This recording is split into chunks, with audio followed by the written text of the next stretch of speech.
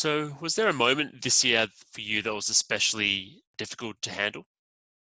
I think it was from the very off of the first lockdown that I found quite difficult to handle. I think if you'd have said to me back a year ago that I would have been at home homeschooling with a 3-year-old, an 8-year-old, and a husband all working together, I'd have probably started crying. However, it's amazing how resilient we all are, and actually we made it really work, like so many of us. But I think for me, one of the moments that I found it's really difficult was realizing the lack of privacy that would involve when you're all together, because it is so unnatural, isn't it, for us? That lack of privacy, was that the biggest adjustment for you to make, especially in that first lockdown, or was there something else?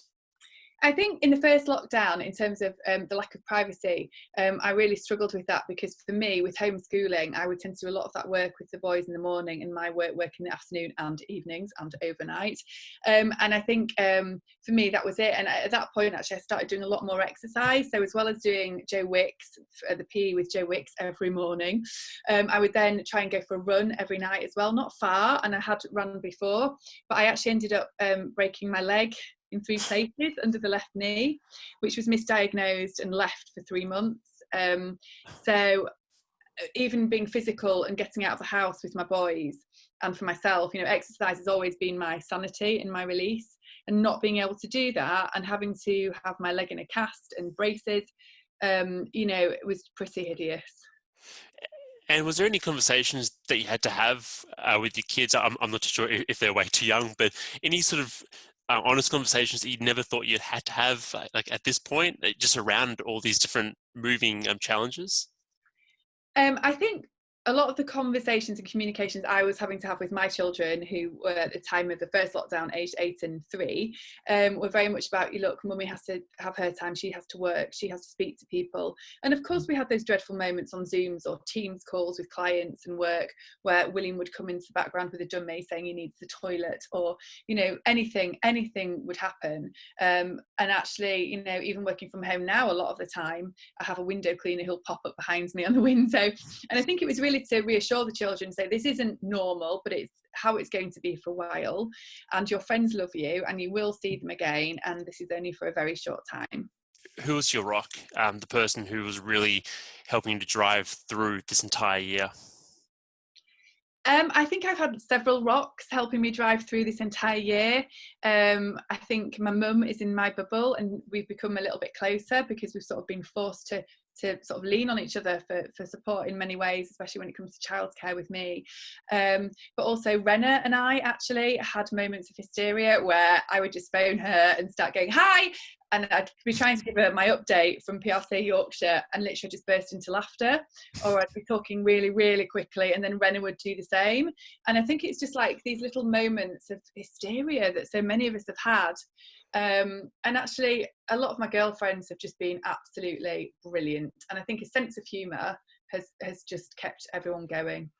And I think that's so great to hear, because I think one of the things that we've sort of missed in person is those little random moments of random laughter and those little interactions. So to hear that you've had that in some way, although not quite the ideal way to have that, I think is pretty cool to have that in a year that's been pretty rubbish for a lot of people. Was there a moment for you this year that you found there was that really stood out, that sort of gave you encouragement and a sense that you are going to be okay going through the year, and that things aren't maybe as bad? Obviously, a broken leg and with COVID and then homeschooling and all these different sort of things, it seems a little bit too much. I think the moment for me that gave me real encouragement was when my broken leg finally got diagnosed, because for months I'd been avoiding A&E, and I'd seen physios and doctors face to face actually who thought it was a cartilage problem. And it was my dad, who's 84 years old, who actually telephoned me and said, go to A&E, this is ridiculous, you can't walk, you've got children to look after, you're working. So I thought, so I went to A&E and they scanned the leg. And had I done that at the very offset of the first lockdown, the injury wouldn't have gotten so worse, because I'd been following physio exercises for the wrong diagnosis. So for me, the light bulb moment that gave me real heart and encouragement was seeing my broken leg in hospital, on the computer and the images, because I knew then, A, I wasn't going mad and making this leg injury up, and B, we knew what the problem was, and therefore I knew we could come up with a solution. Oh gosh, you honestly, like, that is probably the That's worst quite story stressful that listening to my I've life heard. this year. Yeah, that seems way too much for me to handle. I would have definitely packed it in for sure. But I suppose as a year as a whole, was there anything that you learned about yourself, something new? I think I've learned a lot of things about myself this year. I've always known that for me, work has very much been part of my identity. And I need work. I need work to stay focused and sane as much as I need exercise in my life, and positive thoughts. And I think this year's really taught me that actually we are resilient. I am very resilient and I am strong. And that I need to be a bit kinder to myself, because I've always put so much pressure on myself. And I've kind of enjoyed slightly, even though it's totally erratic, pace of life and lifestyle at the moment, but I've enjoyed slowing down slightly. And I've also learned to say no. And what are you looking forward to most going into next year? I'm looking forward to physical hugs with people. I'm very tactile, so I'm looking forward to being able to hug my family again. One of my sisters lives in Helsinki and I've not seen her for a year and a half, or my now 3-year-old niece for a long time. I shall be on the first plane possible, and I'm really looking forward to just telling my sisters, there's 4 of us, and seeing my close friends and hugging them and just saying I love you, but to their face. That sounds really nice. I really hope that you can actually do that going So do I. into next year. You must be so different. Where are all your family then? Well, all my side are in Australia, in Melbourne, and then on my wife's side, they're all in Los Angeles. So we're hoping to see at some point, especially on the American side, we're hoping to see them. Yeah, we don't know when, but because their situation is raging still, and I know.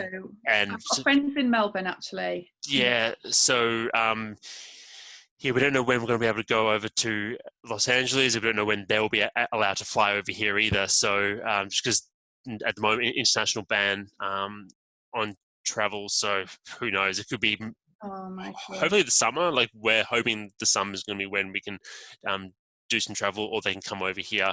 But yeah, it's I think there's definitely sort of those moments where you feel pretty hopeless and pretty crap, Yeah, to be yeah, quite yeah. frank. I've also been really fortunate as well, just being able to have an amazing wife and an amazing kid, and that gives you so much encouragement and I agree. strength.